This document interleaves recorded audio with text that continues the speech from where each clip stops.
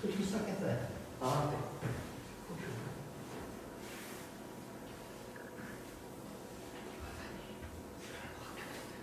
네. 네?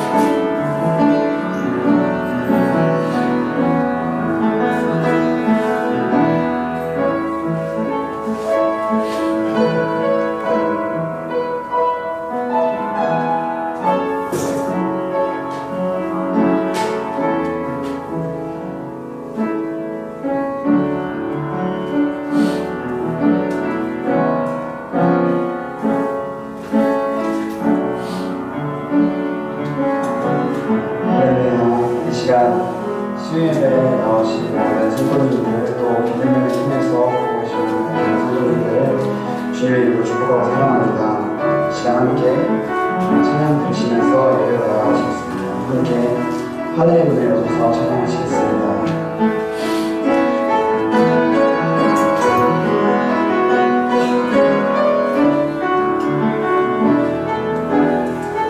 하늘의 문을 여셔서 하늘의 문을 여소서 이곳을 주목하소서 주의 나라로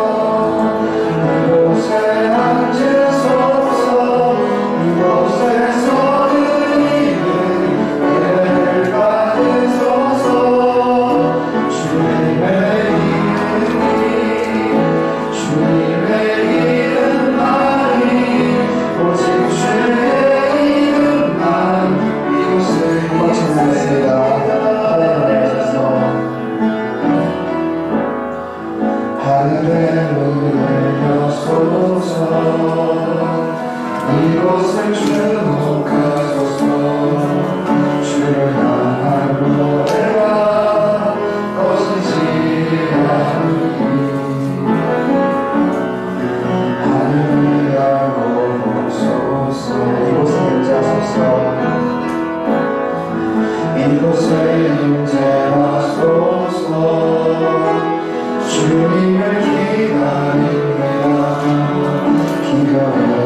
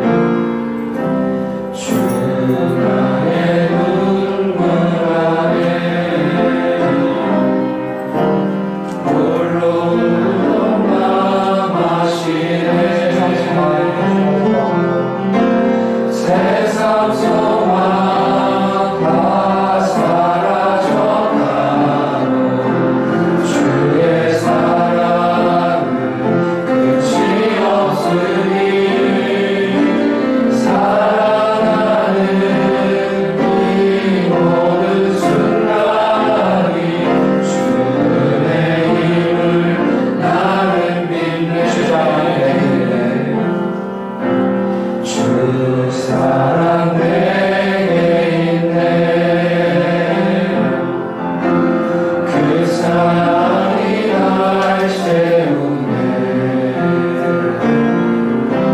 주 내게 있네. 그대로 날 세우네. 세상 소망 다 사라져가고 주의 사랑은 끝이 없으니 살아가는 이 모든 순간이 주의 힘을 나는 믿네. 세상 소망 다 사라져가고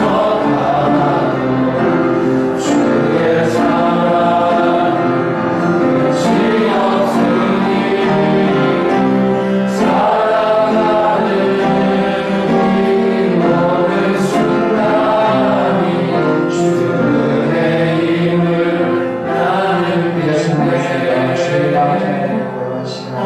주와 함께하는 이 고요한 시간 주님의 보좌 앞에 내 마음을 쏟네. 모든 것 하시는 주님께 감출 것 없네. 내 마음과 정성 다해 주 바라나이다. 주님과 함께하네. 주님과 함께하는 이 고요한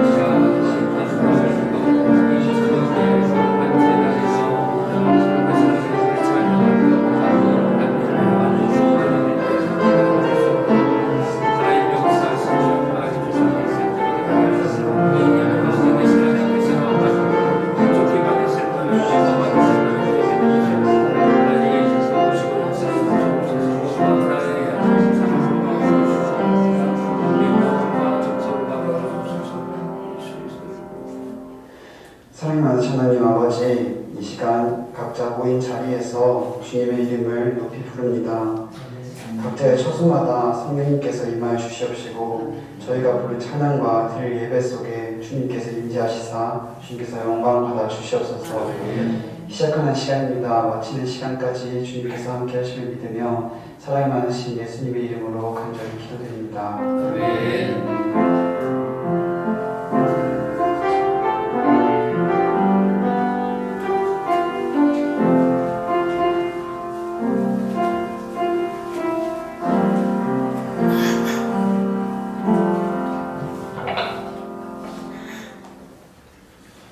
이 시간 함께 나누신 하나님의 말씀, 신약성경 누가복음 1장 1절에서 4절까지 말씀입니다.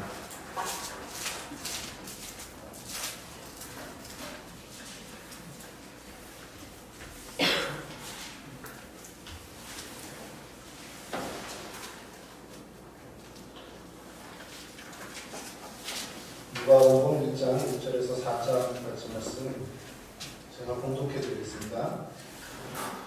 우리 중에 이루어진 사실에 대하여 처음부터 목격자와 말씀에 일꾼된 자들이 전하여 준 그대로 내력을 저술하려고 붓을 든 사람이 많은지라 그 모든 일을 근원부터 자세히 미루어 살핀 나도 대여별로 각하에게 차례대로 써보내는 것이 좋은 줄 알았노니 이는 각하가 알고 있는 바를 더 확실하게 하려 함이로다. 아멘. 할렐루야. 아멘. 2주 만에 했으니까 다시 떨립니다. 지난주에 우리 윤예남 전사님 마지막 저희 동성태에서의 사역 설교 말씀 전해주셨는데 이거 안 볼 줄 알았는데 또 나타났습니다. 시험을 어제 시험을 봤어요. 수능 시험을 봤고 수석이죠. 좋은 합격 소식을 또 오늘 이렇게 저희에게 전해주셔서.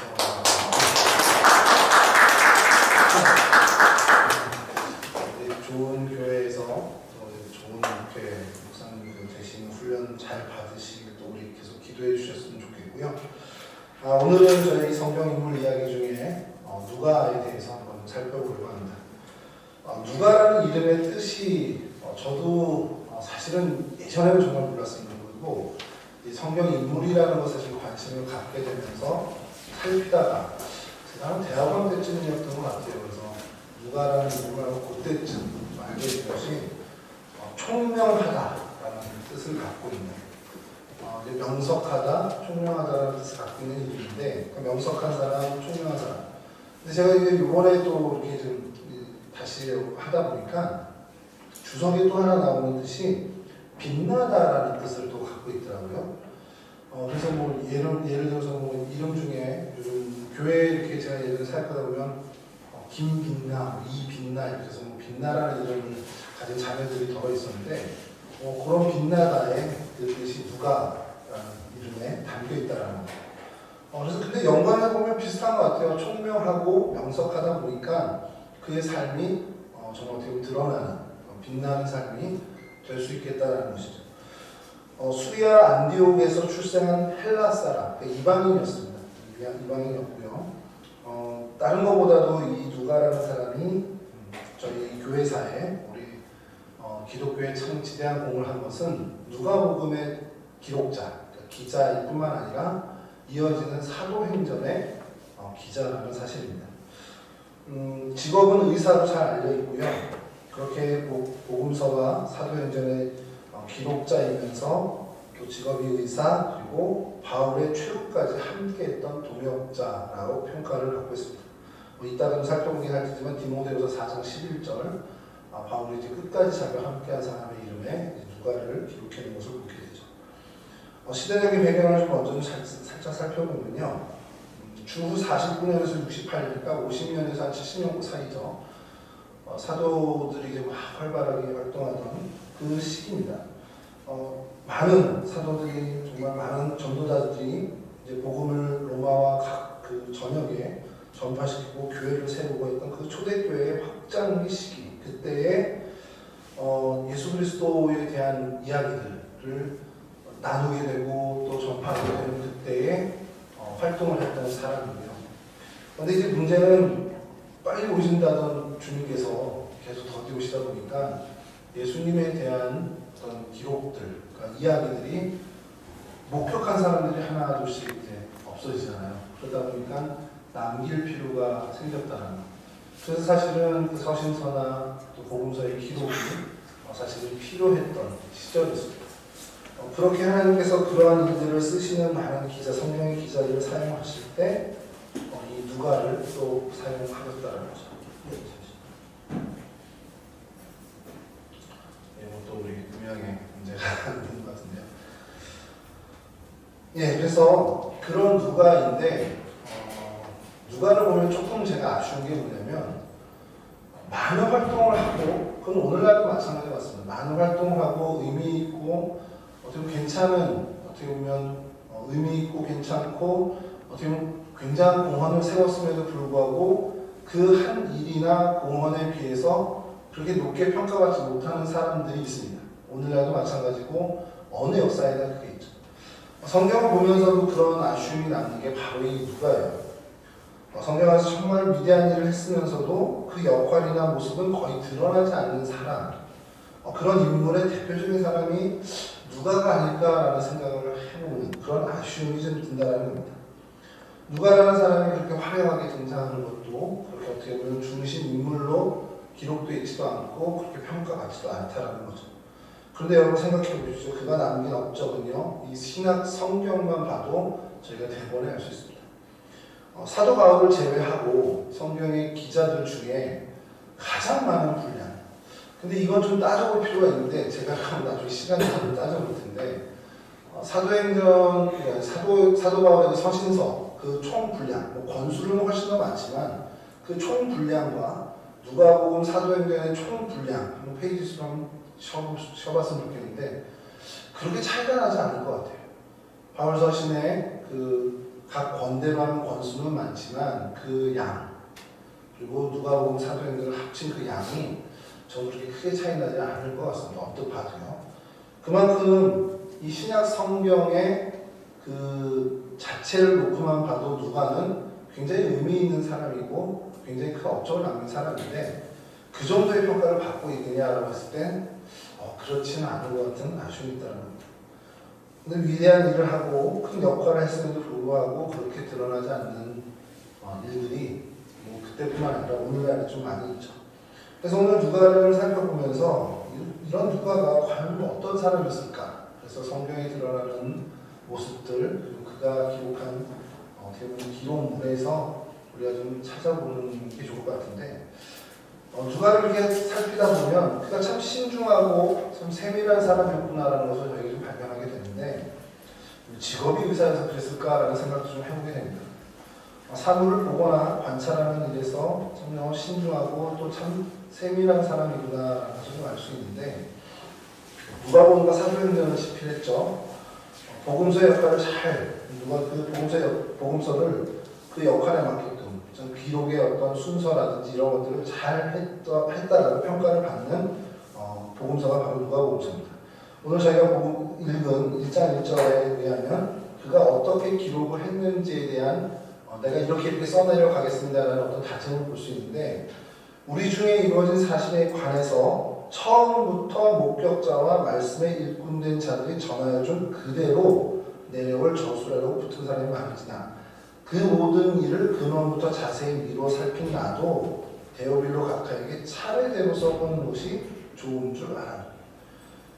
그 복음서를 기록하는데 내 임의대로 중요한 사건을 좀 먼저 적고 더 분량을 많이 한다는 게 아니라 어떤 자기 생각이 들어간 편집이 아니라 모든 일을 근원부터 자세히 살펴보고 그것을 차례대로 역사의 순서대로 기록하겠다라는 다짐을 하고 누가복음을 써내렸습니다.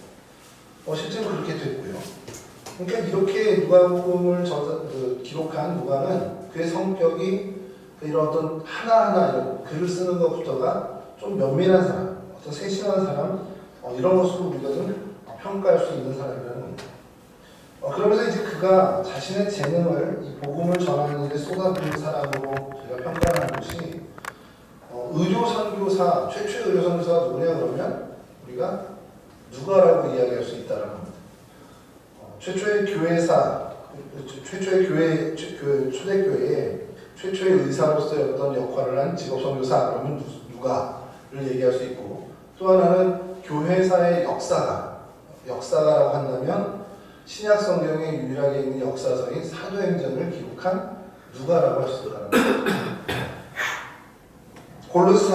골로새서 4장 14절에 사랑을 받는 의사 누가와 또 데마가 너희에게 문안하느니라, 이렇게 의사 누가라는 것을 사도 바울도 계속해서 표현을 하고 있다는 겁니다. 이 골로새서는 감옥에서 쓰여진 서신서죠. 옥중서신이라고 하는데, 지금 감옥에 갇혀 있는 바울과 함께 골로새에 있는 교우들에게 문안을 하고 있다는 거죠. 바울이 갇혀 있는 동안에도 누가는 바울과 동행하면서 그의 일, 의료 선교의 일일 수도 있고 바울을 돕는 일일 수도 있고, 그것을 철저하게 같이 했을 텐데, 그냥 생각하는 것은 바울의 주치 역할은 분명히 했을 것이라는 것이죠. 그가 가진 의사로서의 어떤 그 일을, 그 재능을 분명히 바울을 위해서, 바울의 선교를 위해서 협력을 했을 거라는 겁니다. 그런 의미에서 최초의 의료 선교사라고도 이야기할 수 있고요. 아까 말씀드린 것처럼 모든 기록, 역사적 기록을 시간의 순서대로 정말 사실에 비추어서 정말 세밀하게 써내려간 그것이 이제 누가복음과 또 사도행전, 이 모든 것을 볼 때 복음의 어떤 이야기를 역사적인 기술 방법으로 써내려간 최초의 역사가라고도 할 수 있다는 것이죠. 우리가 여러분 그 사도행전의 어떤 의미를 두고 많은 평가들이 있는데, 사도행전이 만약에 없다고 가정을 해보면 그 바울이 쓴 서신이나 공동서신이나 이런 서신서들을 읽어나갈 때 훨씬 더 저희들은 힘겨운 싸움을 할 수밖에 없다는 겁니다. 이 서신서들을 해석하고 이게 이런 상황에서 이런 얘기를 했고 이렇게 전달했구나라는 것을 쉽게, 그래도 비교적 쉽게 저희가 해석하고 파악할 수 있는 일이 뭐냐면 사도행전에 그 서신서의 배경이 되는 역사 이야기들이 등장합니다. 그러다 보니까 사도행전이 이 서신서들에게 큰 해석하고 서신서들을 이해하는 데 큰 도움을 준다는 거예요. 사도행전이 참 그런 어떤 역할을 감당하고 있죠. 근데 누가가 이 사도행전을 기록하고 또 이건 역사서인데 복음서인 누가복음을 또 기록했다는 거예요. 물론 이제 글의 어떤 형태라든지 스타일이 비슷은 하지만 구분하는 이유가 있습니다. 왜냐하면 누가복음은 예수 그리스도를 중심으로, 예수님께서 이렇게 이끌어가신, 예수께서 이끄시는 그 일을 중심으로 정말 일목요연하게 잘 정리가 되어 있고, 예수님께서 부활 승천하시고 난 이후에 남은 자들, 이 초대교회 사람들이 어떻게 누구의 이끌림을 받아서, 그 누가복음 복음서는 예수님의 이끌림을 받아서 이렇게 해나갔다는 것을 기술한 것과 비교해서 사도행전은 성령 하나님께서 이렇게 이끌어 가셨다는 것을 명확하게 구분해서 이 두 책을 나눈다는 거죠. 그러니까 예수 그리스도의 부활 승천 사건은 이전과 이후에 주님이 이끄시는, 또 이쪽은 성령 하나님이 이끄시는 그러한 어떤 기술의 관점이 우리 역사의 사과이라고 할 수 있는 그런 어떤 명확한 중심을 가지고 이 기술에 나갔다. 그러다 보니까 이 모든 성령 전체적인 그 초대교회에 있었던 부활승천 이후에 초대교회가 어떻게 성장해가고 든든히 세워졌고 또 어떤 일들을 경험했고 어떤 핍박과 어려움을 만났었는지에 대해서 우리가 너무나 잘 이해할 수 있는 그런 큰 의미를 갖게 해줬다는 겁니다. 그런 일을 이 누가가 있는데, 이 사람이 그냥 밑도부터 슈툭한 게 아니라 그가 정말 자라나면서 그 지점에 이를 때까지 갈고 닦았던 그의 모든 것을 다 활용했다는 거예요.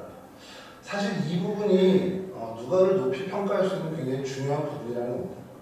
의사이기 때문에 의료 선교사로 또 자신의 성품과 자신이 가진 기질을 가지고 누가복음과 사도행전을 정말 그렇게 다른 어떤 역사와는 좀 다르게 기록해낸 것, 그리고 그것이 정경이 됐잖아요. 사도행전이 그렇게 교회사적인 그 역사가적인 그 관점으로 그렇게 잘 써내려갔던 그의 은사를 잘 활용했다는 것이죠.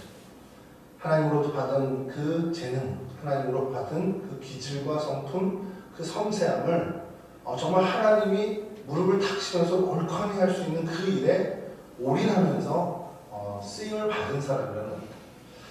그런 면에서 정말 자신의 재능을 이 복음을 위해서, 하나님을 위해서, 교회를 위해서 정말 잘 사용한 대표적인 인물이 아니겠는가라는 생각을 해보겠다는 겁니다.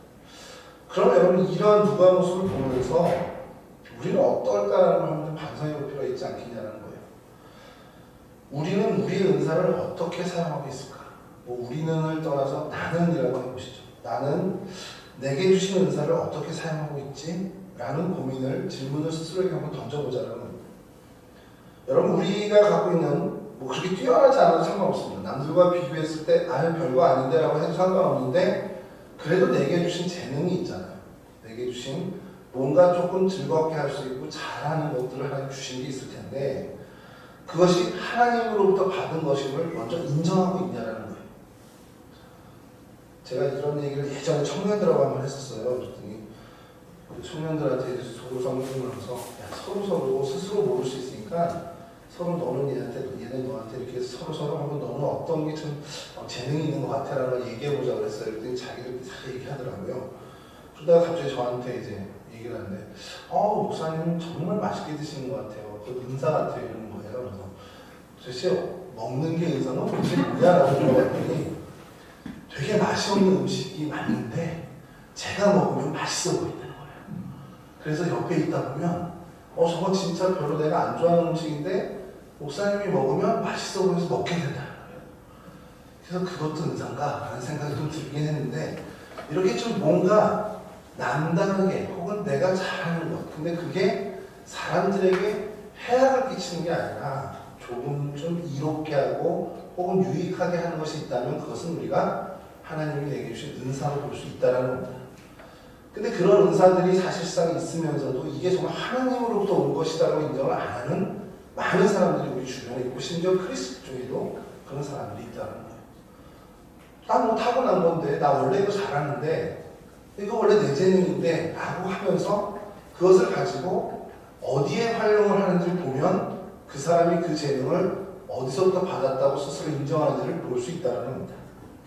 뭐냐면 이게 정말 하나님으로부터 받은 거다 라고 한다면 함부로 사용하기도 어려울 뿐더러요. 하나님으로부터 받은 거라면 그만큼 소중히 하나님을 위해 사용을 하게 돼 있습니다.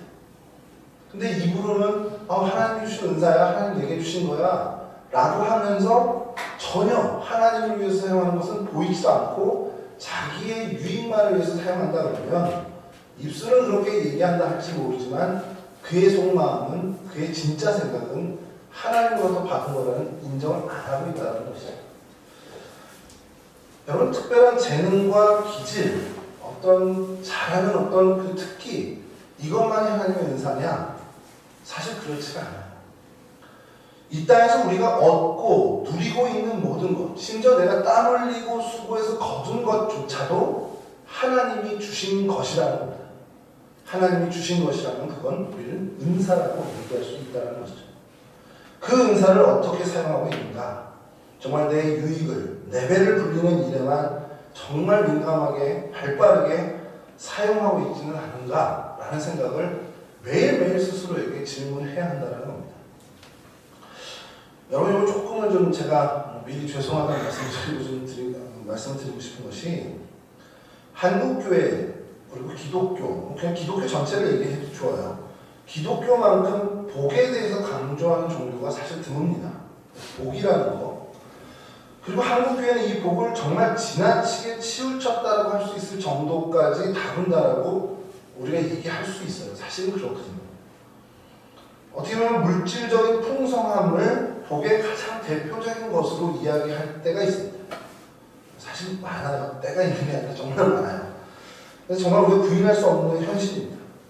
근데 여러분 성경을 보고 또 보고 하나님을 더욱더 알아가고 알아갈수록 하나님이 얘기하시는 그 복은 이 물질 혹은 재물 혹은 재력 이것도 복의 한 일종일 수 있지만 그것을 축복이라고 이야기하지 않습니다.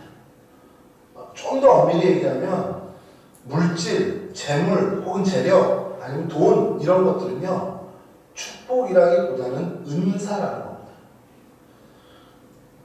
그러니까 하나님이 우리에게 은혜를 주시고 하나님이 가까이 하게 하시고 하나님과 더불어 함께 하시는 것이 진짜 축복, 그런 상태가 정말 하나님 주신 복이고, 그 모든 일들을 그 복을 얻고 그리고 하나님과 가까이 하면서 하나님이 그럼 너는 나의 사람이니까, 하나님 사람이니까 이 재능 가지고 하나님을 위해, 교회 공동체를 위해, 주변에 많은 생명들을 위해 써라 하고 하나님이 주시는 것이 은사라는 거예요. 활용하신 도구를 주는 것이. 그러니까 물질, 재력, 재물, 이 돈이라는 것 역시 그거로 인해서 구원받은 선물로 주시는 것, 구원받고 은혜받아서 대신 받은 것이 아니라 하나님께 큰 공헌을 했기 때문에 주신 축복이 아니라, 아 얘는 이걸 맡길만 하구나, 이걸 맡겼을 때 이걸 가지고 정말 나를 위해서 쓸 수 있겠구나 하고 하나님이 믿어주심으로 맡겨주신다는 거예요. 그 하나님이 믿어주신 것에 배신하는 일이 너무 많아서 그렇지 하나님이 믿어주셔서 우리에게 맡기신 은사라는 거죠. 그러면 여러분, 이게 은사라면 이걸 어떻게 사용해야 성경적이고 복음적이고 좀 쉽게 얘기하면 하나님 뜻에 맞게 사용하는 것이냐는 거죠. 정답은 너무 간단합니다. 하나님을 위해 사용합니다. 주님의 공동체, 주님께서 세우신 공동체를 유익하게 하는 일에 사용하는 겁니다. 그리고 내 주변에 책임지라 맡겨주신 생명들을 위해서 사용하면 되는 겁니다. 그렇게 사용하는 것이 실제로 나를 위해서 사용하는 것이 된다는 것이죠. 정말 하나님을 위해서, 주님께서 세워주신 주의 공동체를 위해서, 그 공동체의 유익과 덕을 쌓는 일들을 위해서, 또 내 주변의 귀한 생명들을 위해서 사용되어질 때 그게 진짜 은사로서의 빛을 발한다는 것이죠. 누가가 자신의 은사, 그것을 정말 이런 관점에서 볼 때 멋지게 해낸 성경의 인물이라는 사실입니다. 우리가 우연히 누가를 접하는 게 아니잖아요. 우리가 항상 성경을 보면서 어떤 말씀을 그날 어떻게 좀 듣게 됐고 그날 어떻게 접하게 됐다면 야 이거 우연이네 라고 할 수도 있지만, 하나님의 큰 섭리 안에 본다면 오늘 내가 이 얘기를 들었어, 오늘 내가 이렇게 누가에게서 한 번 묵상하게 됐어, 그러면 한 번쯤 생각해 봐야 된다는 겁니다. 아, 하나님 내게 주신 은사가 뭐가 있을까? 그것을 나는 어떻게 사용하고 있었을까?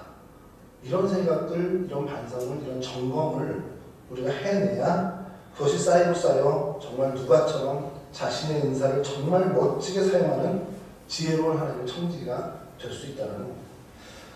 누가에게서 발견하는 세 번째 특징은요, 누가는 가난한 사람입니다. 성경의 저자라고 하는 표현을 전 별로 좋아하지 않는데 기자라고 좀 표현을 많이 하는데, 성경에 기록한 이 기자의 중에 정말 유일무이하게 이방인인 사람이 누가입니다. 유대인이 아닌 저자 바로 누가 하나죠. 수리아 안디옥 출신이었다고 우리에게 알려져 있고요. 이방인으로서 유일하게 성경의 기자가 된 사람입니다. 이방인이라서 그런지 모르겠습니다. 좀 소외된 사람. 그러니까 우리 요즘 중심축에 있는, 요즘 말로 하면 인싸가 아니라 아싸들에게 좀 관심이 많았던 기자로 우리가 좀 평가를 하고 있죠. 예수님의 많은 행적 중에서요, 소외된 사람들, 또 혹은 가난한 사람들, 죄인 취급을 당하는 사람들에 대한 사건을 누가가 좀 많이 다루고 있습니다. 바리새인과 세리의 기도라든지, 마리아 마르다 이야기, 삭개오, 열무나 비유, 드라카마, 거지 나사로, 과부와 재판관, 또 선한 사마리아 사람, 그리고 탕자라고 알려진 잃어버렸던 아들, 우리 예수님의 발을 눈물과 향유로 적신 죄 많은 그 여인 이야기도 누가에서 더 다루고 있다는 것이죠. 이런 기사들은 예수님이 좀 소외된 사람들, 죄인 취급받는 사람들, 그런 사람들, 가난하고 억눌린 사람들에게 친구가 되어주셨음을 잘 보여주는 사건입니다. 그래서 누가가 이것에 관점을 갖다 보니까 누가복음을 어떻게 이야기하냐면 되게 포괄적인 복음서다.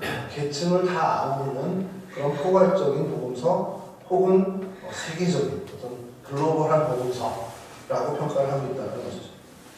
누가는 예수님의 복음이 어떻게 보면 미치지 않는 것, 그 예수님의 복음의 적용이 어디까지 가냐, 선택된 선민들에게만이냐, 유대인에게만이냐, 이게 아니라 온 모든 사람들에게 영향력을 주는, 그러니까 온 모든 사람들에게 미치는 예수님의 그 복음의 영향이 거기까지 미친다는 것을 이렇게 우회적으로 강조했다는 겁니다. 전 세계적이고 우주적인 사건이라는 것, 이 예수 그리스도의 이 땅에 오심과 그의 구속의 사역과 부활과 승천 이 모든 것이 이 정말 오늘날 표현으로 글로벌한 사건이라는 것을 그의 누가복음을 통해서도 강조했다는 것이죠. 그러면서 동시에 이 땅의 모든 죄인들에게 희망을 준 거죠. 실패한 사람들에게 희망을 주고 인생의 밑바닥에 내려왔던 사람들, 그런 사람들에게 희망을 주는 그런 예수님을 그려냈다는 겁니다. 그게 또 사실이고요. 이렇게 만약에 누가를 저희가 접했다 그러면 아까 말씀드린 것처럼 누가는 자신의 인사를 정말 하나님을 위해서 교회 공동체를 위해서 정말 탁월하게 잘 사용한 사람이야. 소외된 사람들을 위해서 이렇게 사용했다. 그렇다면 우리가 이 부분을 또 보면서 어떤 관심, 어떤 생각을 해야 되냐? 그럼 나는 오늘 표현으로 인싸나 아싸 이렇게 있을 때 그 소외된 바깥 사람들에 대해서 관심들이 있나? 라는 생각을 한번 해보자는 거죠.